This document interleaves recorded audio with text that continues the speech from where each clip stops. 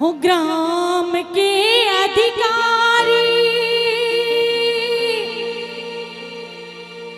तो है बड़का भैया हो, आहे छुटका भैया हो, आहे सभे भैया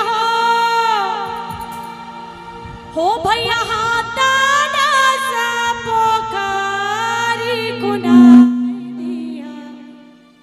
चंपा फूल लगा दी है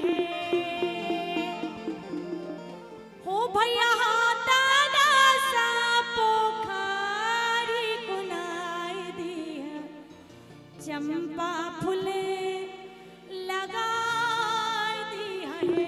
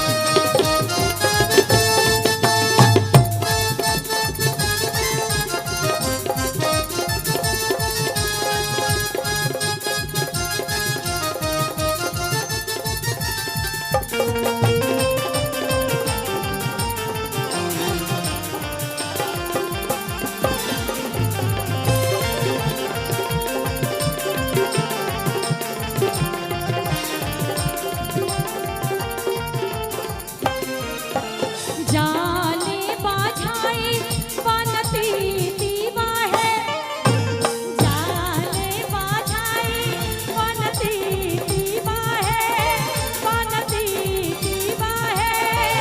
आहे कहाँ की मिठाई ना जहान सकेवा से नभ है, कहाँ की मिठाई ना जहान सकेवा है नभ है।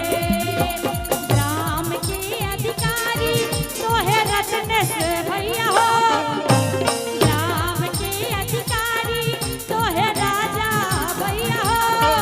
आहे चंदन भैया हो, आहे मनोज भैया हो, भैया दादा सा पोखर